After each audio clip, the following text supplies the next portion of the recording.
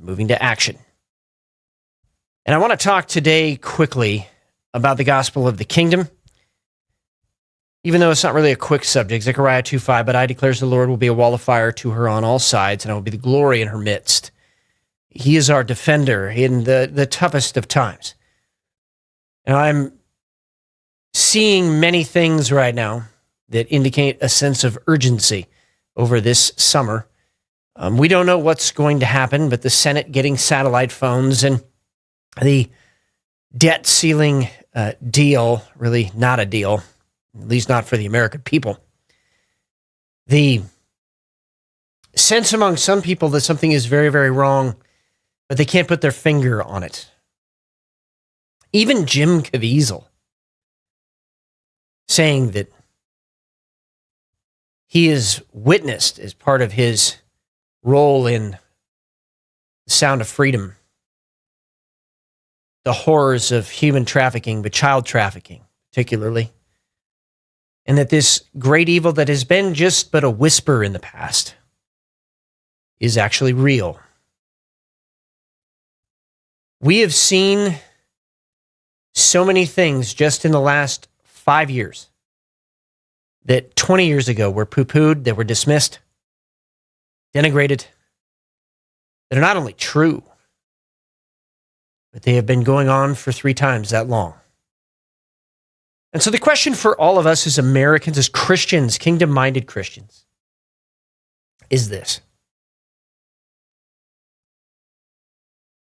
We know the truth. And when we know the truth will set us free. We know the truth. Are we ready to act on it? Are we ready to actually do something and stop talking? Are we ready to actually go to the school boards and make sure that the school board members that are trying to indoctrinate our kids, trying to groom our kids, are unelected, held accountable? Are we going to actually make sure that our prosecutors, our sheriffs are prosecuting corrupt politicians? We're securing elections. See, I'm seeing today that many people are waiting for somebody else to come up with the plan. Or they think that there is some kind of grand plan out there. But listen very carefully to what I'm about to say. I have talked to the people that would know about such a plan, and there is no plan. We are the plan. And it's time for us at the local and the regional level to formulate our own plans about holding accountable those people who are trying to destroy this country, about exposing the jihadist and communist networks, and stopping this attempt at destroying America by the forces of evil. It's time for us at the local and regional level, not just to rely on our elected politicians, but to actually be the government of the people that we are called to be in the Constitution. And that we're called to be actually as well, at least in the Declaration of Independence. That truly this country is a country worth fighting for, that this is a country worth saving. We just celebrated Memorial Day, the day of the victorious fallen. What would they ask us to do right now based on their sacrifice? What would Jesus Christ, who also gave up his life so that we might live free, say right now to each one of us? Sitting on the sidelines and just accepting evil is not an option. And it's not Christian either. Sitting on the sidelines and just accepting that the next generation might live worse than we did, and we might actually leave a country worse off than we found it, that's not an option. Being too busy to preserve this republic, it's not an option. Or worse, justifying our own apathy under the pretenses of prayer, under the pretense of piety, is not an option. The option that we have left right now, if we want to see generations yet unborn live in peace and prosperity and freedom, is for all of us to act. In whatever sphere God has given us, act, and act now. Tell the truth publicly. Risk everything for the truth to get out. Stand on the line to make sure that those people that have been perpetrating this evil are not just held accountable, but their networks, their funding, and everything else is disrupted and destroyed so they can't do this again. That is what is being asked of us, truly, in this generation. And the question is, do we say yes to that call? Do we say yes to liberty?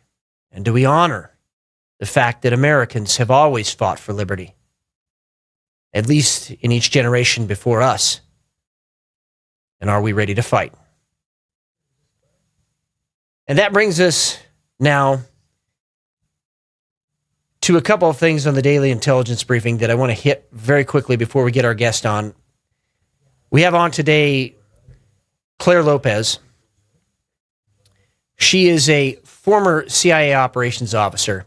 We're going to be talking about something that has been a little bit of taboo, and that is Chinese biological weapons and what they have been doing for the last, not just 20 years, but the last 50 plus. And not just the Chinese, but the United States helping them to engineer biological weapons. Now, that is a very serious thing, but you need to go to my Twitter feed and watch the most important video that is, you'll probably watch this year. Kim.com posted it. But it is a detailed history of biological weapons and specifically University in North Carolina and their connection to it. And he details it. He lays out the evidence. The hard thing, I think, for many Americans to fathom is that we would be helping our enemies with such a horrendous weapon. And we would be doing it in violation of very clear biological weapons treaties. And so that brings me to our guest today, Clare Lopez, a former CIA operations officer and strategic policy and intelligence expert with a focus on the Middle East, national defense, weapons of mass destruction, and counterterrorism, at Clare M. Lopez on Twitter. And if you are not following her, you need to. Clare, it is great to have you back on Patriot Radio again. How are you doing? Hi, Matt. Thanks for having me. Glad to be with you. Well, I wanted to talk today about Chinese bioweapons. We kind of ran out of time the last time you were on. We really need to kind of dive into this. There was this video that just came out. Kim.com posted it that showed somebody testifying before the European Parliament about the history of biological weapons going back a very, very long time, much longer than many people even understand. But first, let's talk about China. How long have the Chinese been pursuing biological weapons? Where did this all start? Well, I would take us back to World War II, at a time when the Japanese army invaded China, set up what's called Unit 732 in Manchuria, and that was a base of operations for Japanese biological weapons, which they developed and they used against the Chinese people. Horrific stuff. Among that, they were dropping plague-infested fleas onto Chinese people in villages, for example. Well, at the end of the 1940s, the war is over, the Japanese are expelled, and Mao Zedong comes to power. And one would think that he would just have abolished, destroyed, dismantled that Unit 732 in Manchuria, but no, he took it over and developed it further. And at that time, of course, China, communist China now, was working with the Soviet Union at the time, and Stalin, who was still around at least until 1953 when he died, and they collaborated on a lot of things. China was very backward at the time, and the Soviet Union helped them develop all kinds of technology. And although it might be a little difficult to find this in open source literature, it's almost certain that they collaborated on biological weapons as well, because the Soviet Union already had an offensive biological weapons program. But Claire, I mean, I thought there were treaties and everything that were supposed to stop this from happening. What is the purpose of this? Yeah. The Biological Weapons Convention entered into force not until 1975. That was 1 year before Mao Zedong died, and Zhou Enlai, his deputy, as well, the same year. Both died in 76.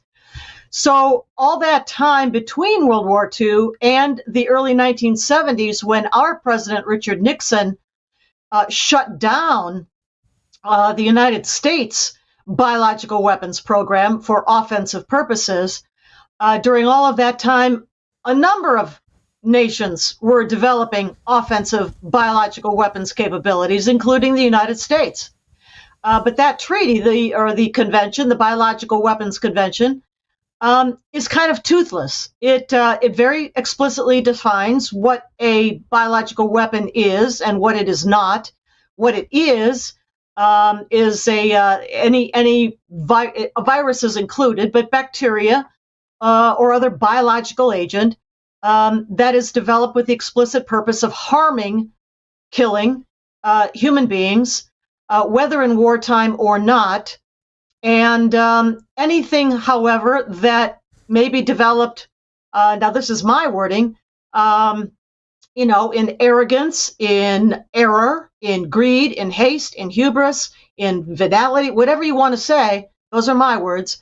But that the purpose for that development is prophylactic, therapeutic, or for a vaccine, that is not a biological weapon, but rather for the purpose of biodefense, bioresearch, biosafety, and that sort of thing. And what happened after the collapse of the Soviet Union in 1991 is that the United States, realizing all these different kinds of labs, there were nuclear, there were chemical, and there were biological labs all over the territory of the former Soviet Union and the countries it dominated, for example, in Eastern Europe behind the Iron Curtain, all kinds of these labs and materiel.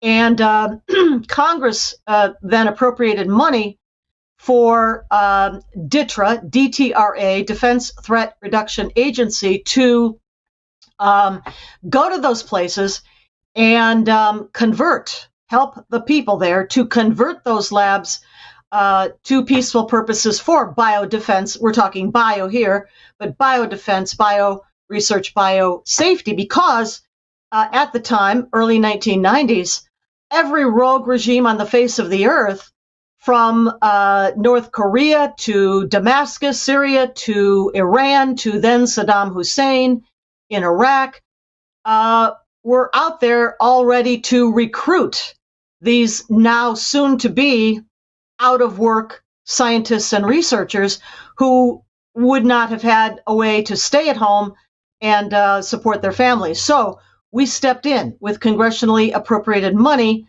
kept them at home, kept them at their labs, research centers, and supervised the transition of those places to peaceful research purposes. So recently there was the accusation made by Russia that these labs in Ukraine were being used to create biological weapons. Now, this is going to get into gain of function, and we'll talk about that a little bit. But ostensibly what it looks like is they found where they were doing gain of function research in some of these Ukrainian biolabs, and they have proof that that's happening, and they're calling the gain of function research offensive bioweapons development. Mm-hmm. How would you answer it? I mean, it seems like a really fine line between. It is a fine line. Yeah, no, it absolutely is. And what I would say, first of all, is that when people hear biolab, that is not automatically synonymous with bioweapons lab. And yes, it's a fine line. That line defines intent.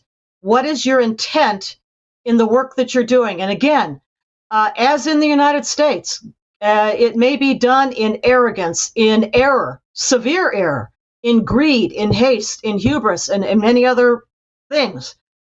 But if the intent and the purpose is therapeutic, prophylactic, or vaccines, it's not a bioweapon. Now, gain of function is a process by which advanced laboratory techniques like CRISPR. CRISPR is an acronym, the expansion of which I can't even begin to remember, CRISPR. But what it is think of it as little tiny scissors at the molecular level. They're basically protein enzymes, which can snip and cut segments of a genetic sequence, let's say of a virus, and either just remove that or remove that and replace it with something else. That's the capability in the labs today. That's what gain of function is, or how it's done anyway. And what it's for is to give to, let's say, a virus qualities that it would not otherwise have had or be able to develop in any time frame, reasonable time frame, in nature alone. And the reason that scientists who often live in a kind of a bubble of their own will say that they're doing gain of function is that so that they can get ahead of possible virus mutation, because viruses mutate madly. I mean, in as little as 24 hours, they're mutating constantly. But they want to get ahead of that process in nature by doing this in the lab so they can see where, well, maybe it would go in this direction if if it were just out in nature alone. That's what they'll say. That's what they say they're doing. Now, gain of function can obviously be used for a bioweapons purpose, and it has been used. We know that the Soviets, the Russians, the Chinese, and many others have been doing gain of function for decades, really. They didn't need us for that. I mean, sure, our money and technology is always welcome, but they were already doing this for decades. But if you are doing that for the purpose of, getting ahead of the virus in a way that allows you to prepare in a biodefense, biosafety way, maybe even with the development of a vaccine, then that's not a bioweapon. But it's very risky research, and for this reason, it has been banned on multiple occasions in the United States, beginning with President Barack Obama. But Dr. Anthony Fauci and others at NIAID, that's National Institutes of Allergy and Infectious Disease, subordinate to the NIH, National Institutes of Health, just kind of repeatedly went around that ban and kept on doing what they were doing, as well as outsourcing through funding that comes through the taxpayer to the Department of Health and Human Services in the cabinet, from thence to NIH, to NIAID. And then Fauci was outsourcing, paying those funds to other places, for example, through the New York-based EcoHealth Alliance organization, NGO, which then went on to fund the research at the Wuhan Institute of Virology. So they got around these things and did gain of function anyway. Now, in Ukraine, sure, they have biolabs. They're among the places that DITRA went after the collapse of the Soviet Union in 1991, specifically to not only get rid of their nuclear weapons, but that's a whole nother story, but to convert over their biolabs away from bioweapons labs to biodefense, bioresearch, biosafety. So let's shift back to China and talk about intent. We talked about intent, and for at least 2 decades, the Chinese have been very, very clear about what they want to do with bioweapons, and starting with General Key's secret speech, and I think probably one of the more impactful things that everybody should read above everything else to understand where the Chinese are coming from. Talk a little bit about what the Chinese intent is. Even if they say gain of function, it probably is not for therapeutic purposes. Absolutely true. So let's go back to 1999 when the military manual of the Chinese Communist Party, People's Liberation Army, called Unrestricted Warfare, was published. It was written by 2 then PLA colonels. And in that it's rather a slim monograph paperback, it lists on one page a set of something like a couple dozen areas of warfare that are considered part of the military arsenal, if you will, of the Chinese Communist Party, PLA.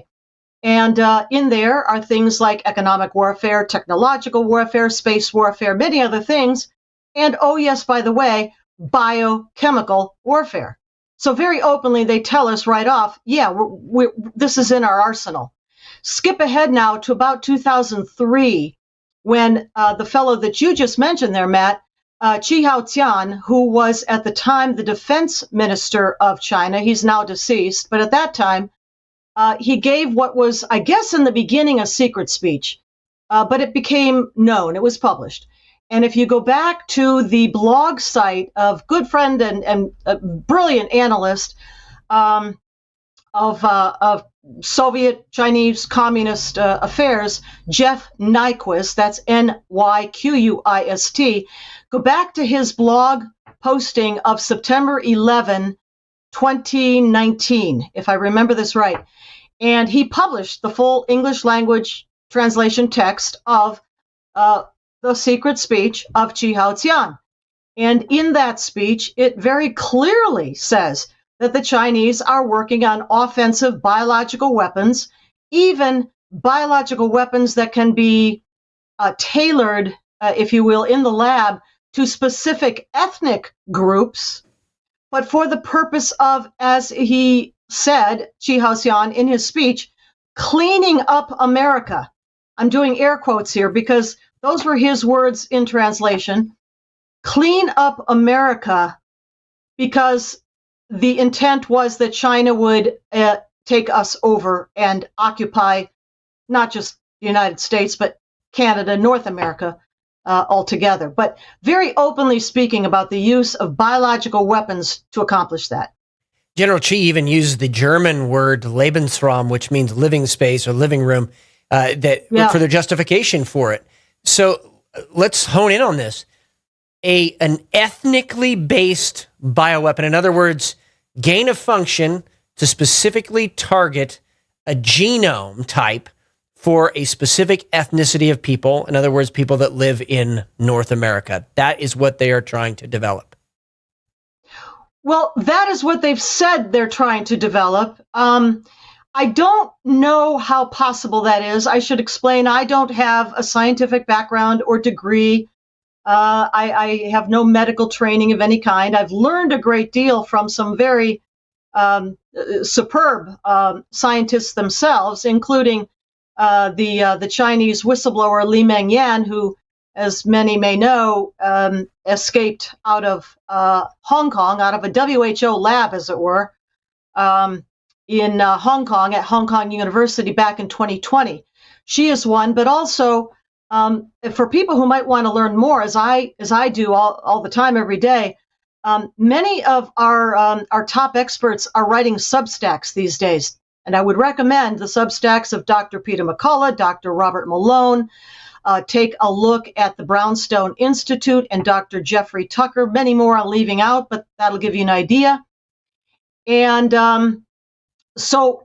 what I'm talking about is things that I've learned from them. I should say, that I don't have a degree in anything scientific myself. But yes, gain of function is intended by the Chinese, at least in part. Now, gain of function can be anything. To make the virus more survivable in bright sunshine or in high humidity conditions. It could be anything. But if they're trying to bioengineer a virus to specifically increase human-to-human transmissibility, for example, infectiousness and or contagiousness, or to target certain ethnic groups. And I don't know if that's actually possible or not, but they've spoken about trying to do it. Obviously, that is bioweaponeering. And they've been quite open about it. That's the point I guess I want to make. But even with all of this open source information in front of us, and who knows how much in classified spaces, nobody in the U.S. government, whether it be Congress, the committees, the subcommittees that I have personally tried to contact with this information, or academia, the media, social media, except with the exceptions of great radio shows like yours, Matt, thank you. But in the main, or think tanks for that matter, they do not talk about the Chinese biological weapons program. And I really don't know why, when it's so much out there in our faces, but that's the case. Well, that brings up a couple of points here. First, should the United States be funding anything to do with biolabs, regardless of the purpose, when those biolabs are located in China? I mean, that kind of blows my mind. Yeah, me too. No, we should not be funding any kind of labs in China. For one thing, because the Chinese communist regime uses a model that they call, in translation, the civilian military fusion model. That means that any, let's say biolab, whether it be at a university, a private, so-called private facility, or it's an outright PLA, People's Liberation Army military facility, it's all connected.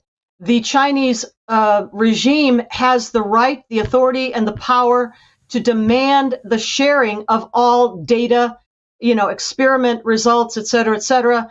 It's a complete collaboration between the civilian and the military, is what I'm saying. So even if we, our scientists here, may think that they're collaborating with an institution, let's say formerly the Wuhan Institute of Virology, which of course contains many labs, but the one that we're concerned about is the BSL-4, Biosafety Level 4 lab, that was constructed, by the way, by the French, who eventually pulled out of collaboration there because they were very concerned about where the research there was going.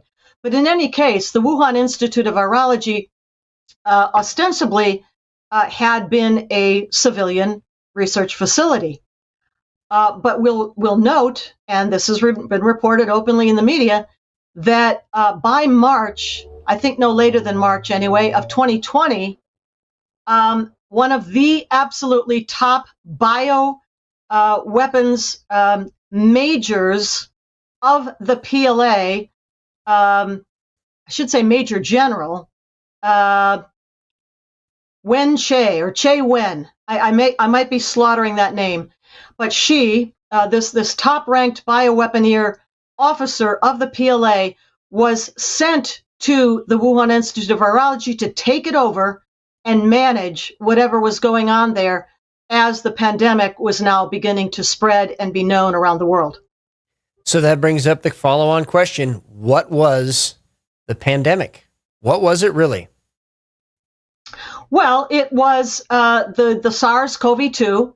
SARS-CoV-2 is the name of the virus. SARS is an abbreviation for Severe Acute Respiratory Syndrome -CoV, coronavirus -2, because the first one back in 2003 wasn't called 1 at the time. It was just SARS, but now we call that 1 and this one 2. So SARS-CoV-2, the virus, however it happened, and I'm not certain myself yet, although others like Dr. Li Mengyan, is certain that it was released deliberately. I'm not totally sure about that, but it got out. It got out of the Wuhan Institute of Virology. The more we look, the earlier that escape or release or whatever it was seems to have happened, perhaps as early as mid-2019. And at that point, it began to spread first in Wuhan, the capital city of Hubei province, which is kind of in the mid, sort of central South China on the map. And the Chinese regime knew that it was out, knew that it was spreading, and that's when they began measures that led to ultimately total lockdown of that city and other places too. Our own intelligence services, our own national security agencies must have known that this virus was out, however it was out. no later than fall of 2019, but they didn't say a word. And meanwhile, the Chinese communist regime under Xi Jinping deliberately allowed it to spread to the rest of the world while they were even in the process of locking down Wuhan. I mean, literally locking the city down.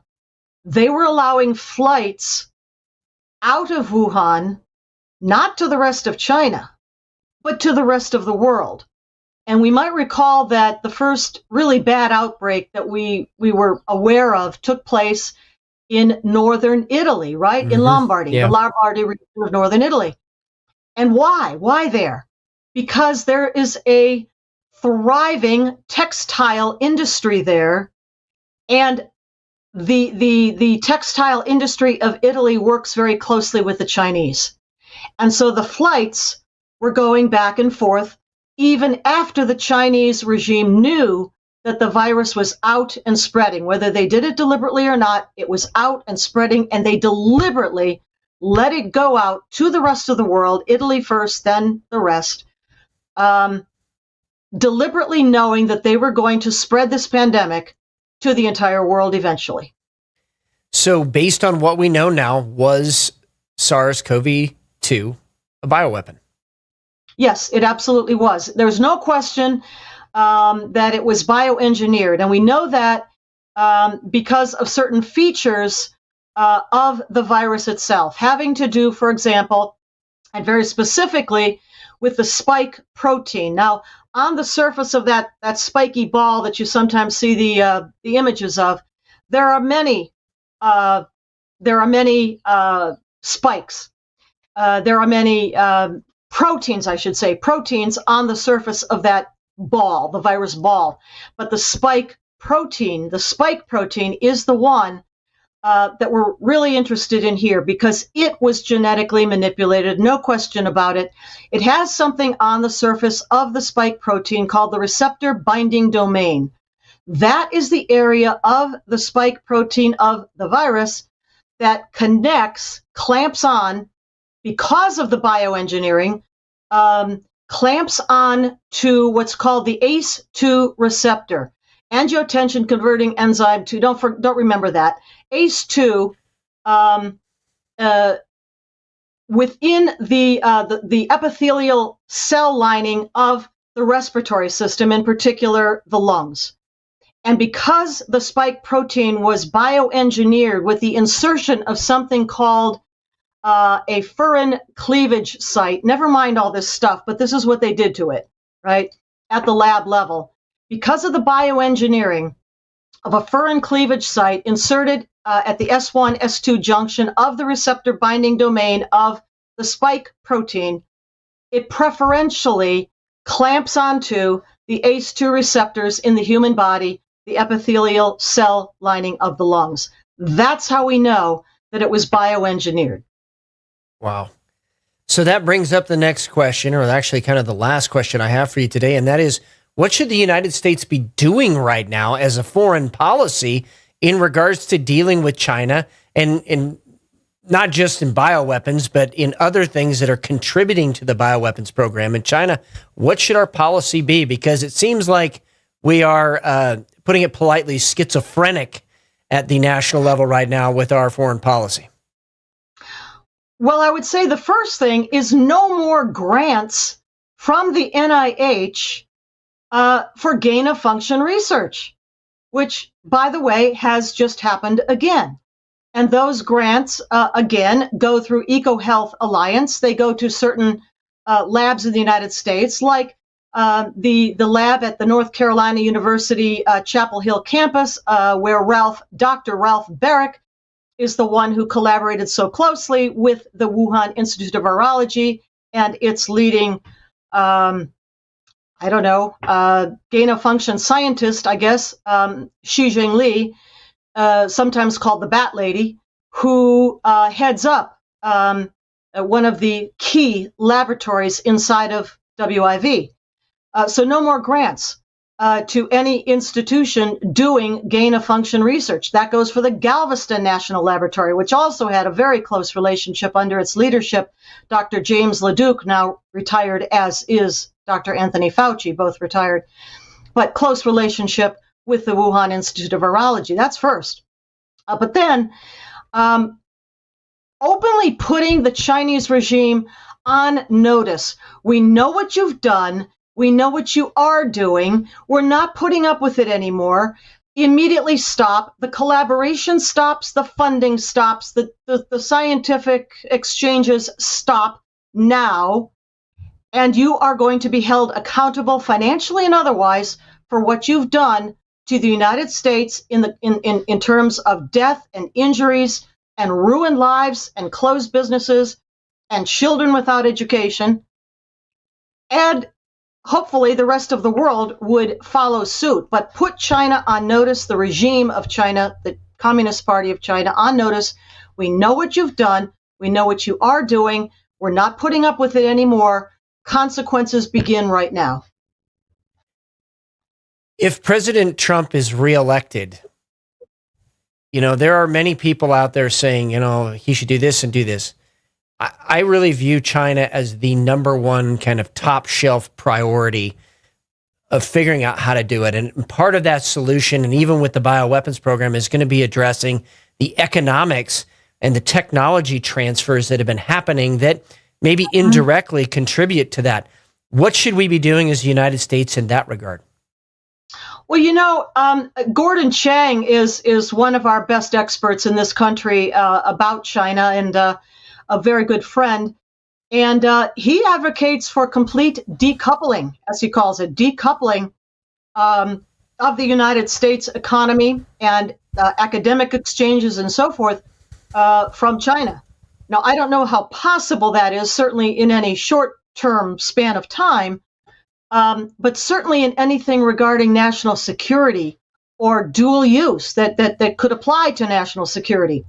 And that includes things like our pharmaceutical drugs. That includes things like other kinds of technology.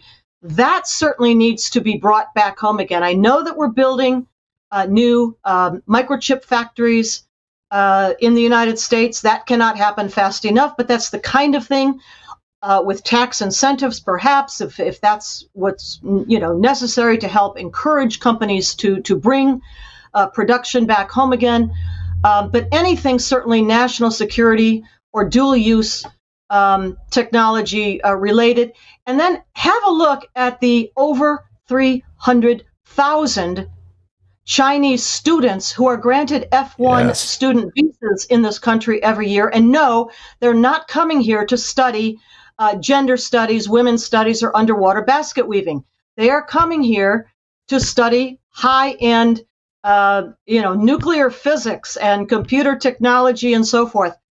Those visas need to be, if not cut off completely, certainly scrutinized a lot more closely and trimmed way back.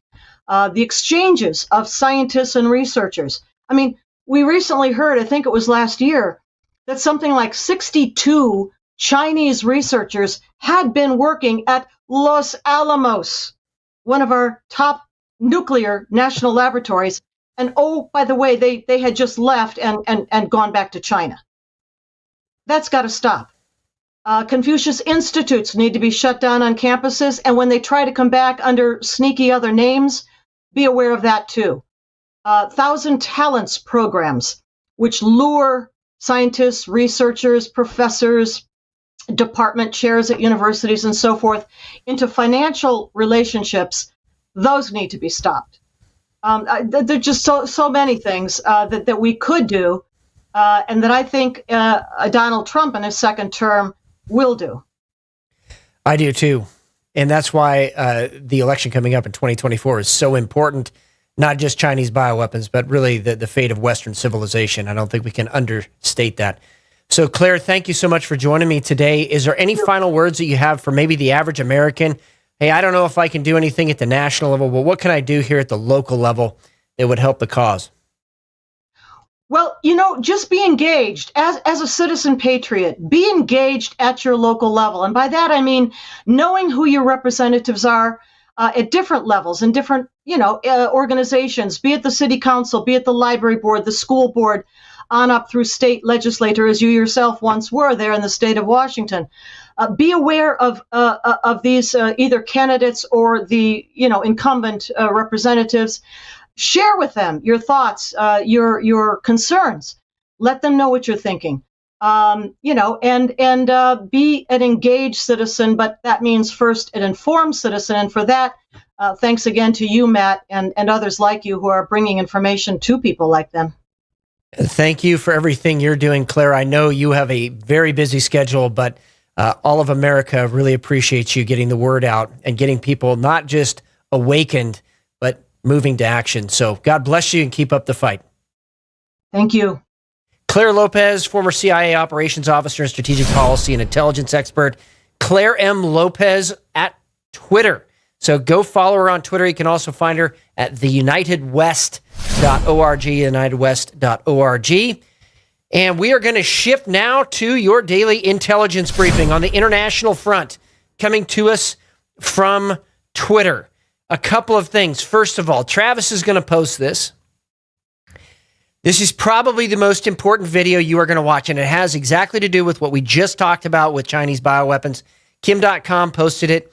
It is a video from the European Parliament listing the history of what they knew and when, and that they actually knew 20 plus years ago that viruses were ineffective, completely ineffective against coronavirus.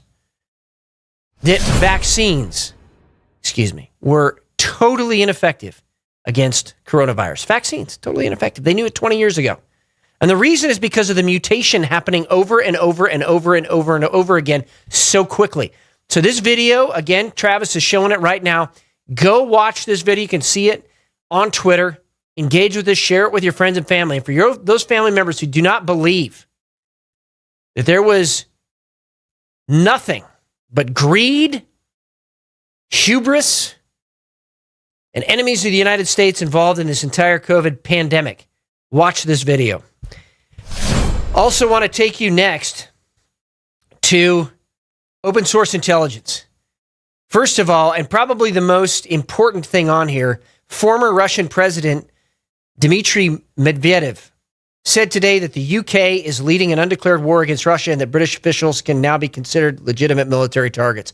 That is another incremental escalation that we're seeing as the United States, the United Kingdom are slowly being drawn into the conflict. Now listen to this one. Very interesting as well. President of Belarus, Alexander Lukashenko, told Russian media that other nations should join the United State of Russia and Belarus, and that Russia would provide nuclear weapons to any who do. Why would they do that? Why would they decentralize nuclear weapons? Could it be so that a nuclear weapon could be detonated inside the United States of America or one of our allies, and they would have plausible deniability? I'll let you answer that question. Also on the radar screen, coming to us from Open Source Intelligence, serious clashes in northern Kosovo injured at least 30 NATO KFOR peacekeepers and 52 Serbs over the weekend.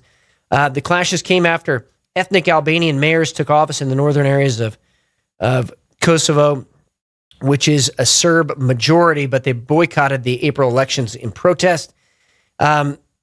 Also, and the reason that that's important is it looks like that's becoming another front in the war between Russia and Ukraine. Serbia, a traditional Russian ally.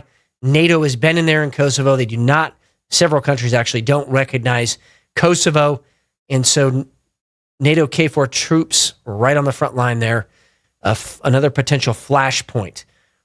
Also, over the weekend, border clashes erupted between Iran and Afghanistan, a decades-long water dispute. Now, they're at the bargaining table, but you're going to continue to see this happen. Positioning between certain countries that are Sunni, like Pakistan, Afghanistan, Turkey, against Iran. Now, they're going to say that they're allies, but they're going to be jockeying for who's actually in charge. Understand that that's part of the Islamic mindset.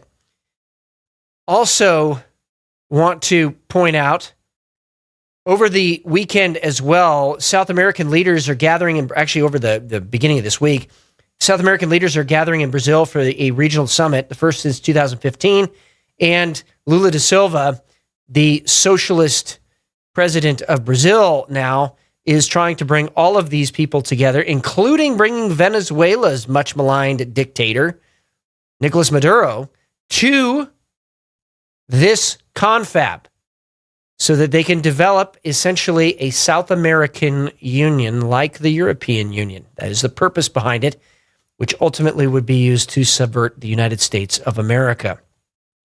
Also on the international front, coming to us from Deb Kafile, the United Arab Emirates has quit the U.S. Combined Maritime Forces for non-response over Iran's seizure of tankers.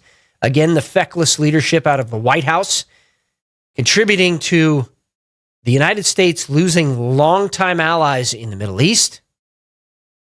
And what's very interesting about that, they specifically cited that the United States wouldn't even step in and take care of certain things because of an attempt to seek peace with Iran.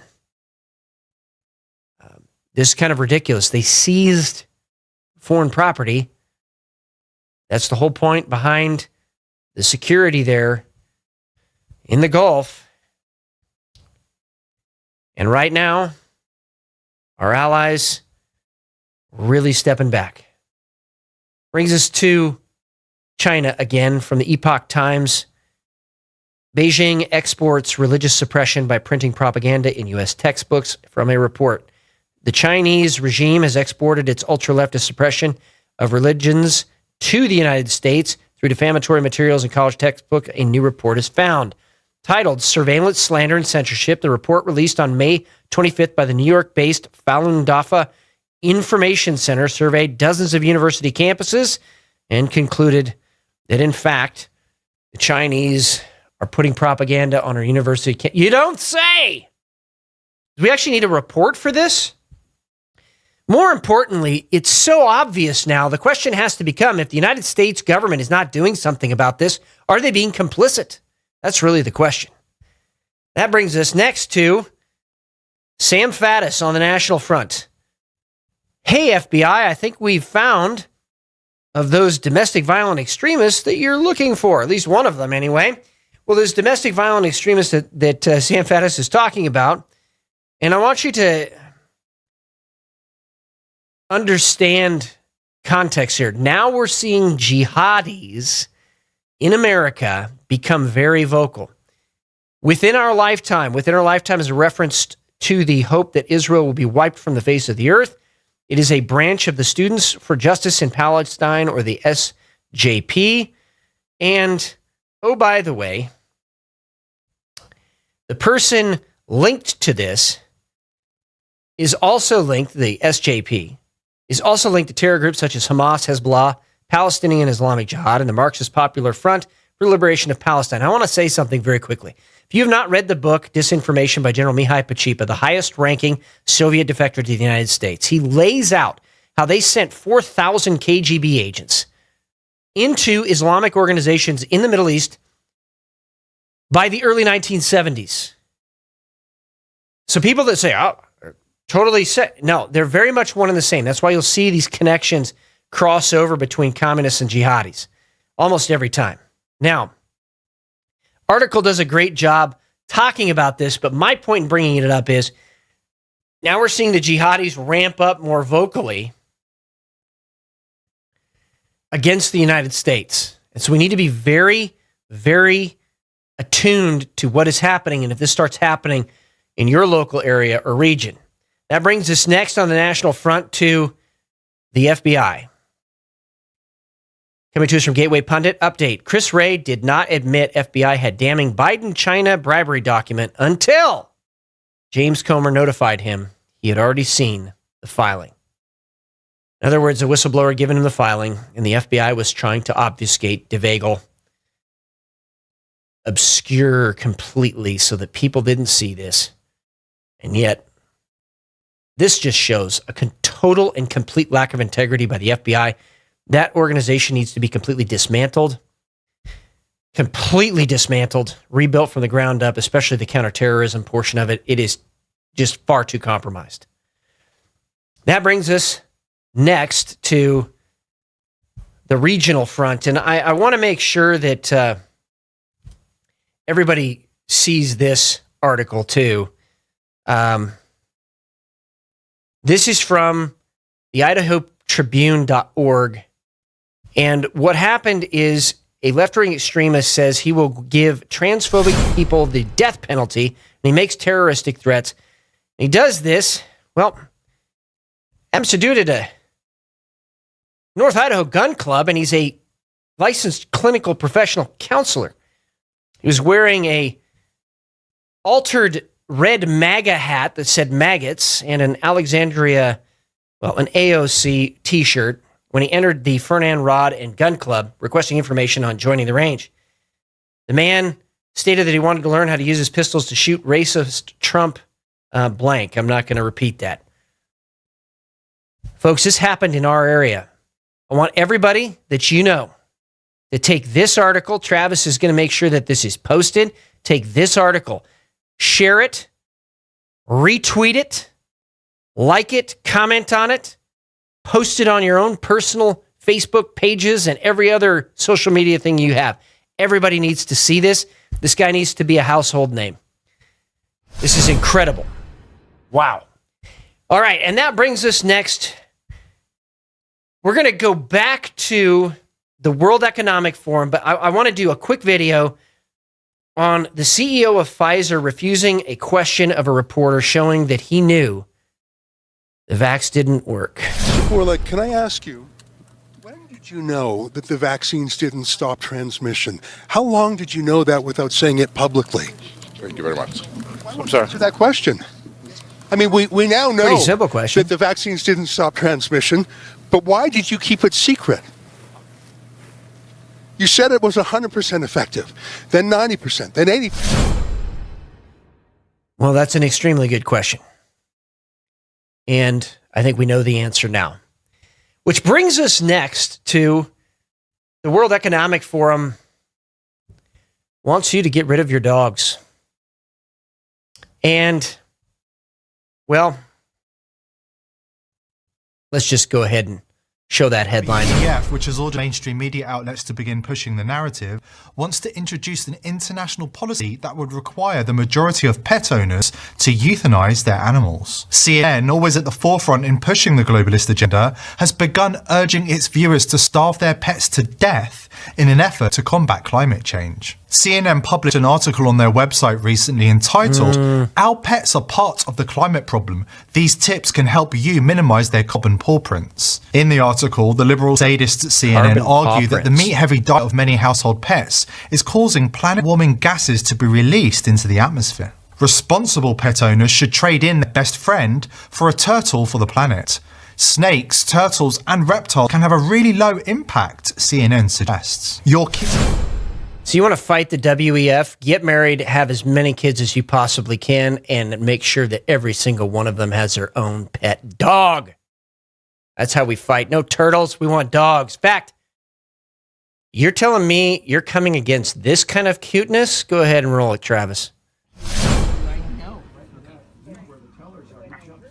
That's our little puppy Zoe. Look at how cute that dog is. You telling me that dog needs to eat bugs or be put down because of her paw print or carbon paw print? Give me a break. All right. I also want to end the show here. I think we got enough time because they do want us to eat bugs. And this is so ridiculous. People are like, it's just not true, Pastor. And yes, it is. Travis has done a fantastic job, put together a montage for all of you on eating bugs. I got him! And that is a tarantula. Earlier this year, the United Nations held a global conference on the benefits of eating insects, even suggesting it might be a good solution to world hunger. We've been educating thousands of people all over the world about edible insects, specifically crickets. We call them the gateway bug. because we're still a very, very fortunate family. There are other people around the world that do not have that opportunity. Shut up! I'm not going to let him pull me. I'm scared. I don't know what to do. What do we do, guys? And as our population grows to 9 billion people by the year 2050, our current agricultural practices are not going to stand. We need to find new ways to feed our growing population. Silkworm larvae, stir-fried with soy, sugar, and just a dash of white pepper. That looks Silkworms fantastic. have texture of like popcorn, and they have a creamy center. Even scorpions on shrimp toast. Scorpions still have the stingers in them, but yeah, they are dry, so the poison is neutralized. Oh my God!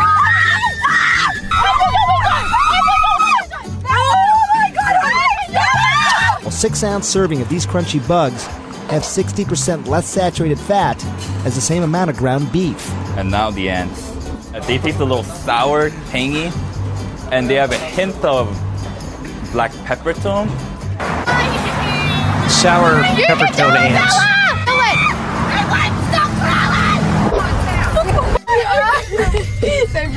No, you're gonna die! Call me old-fashioned, but I think bugs need to be squished. And by the way, if you want to eat bugs, you first. You first. All right, a real quick announcement. Tomorrow we have our annual community garage sale here at On Fire Ministries, 115 East Pacific. Look forward to seeing you all there. And if you get a chance, check out Valarum as an alternative currency, or at least alternative to gold. This is Matt Shea. Thank you for joining me on Patriot Radio today. May God bless all of you. And he is making this generation the greatest one.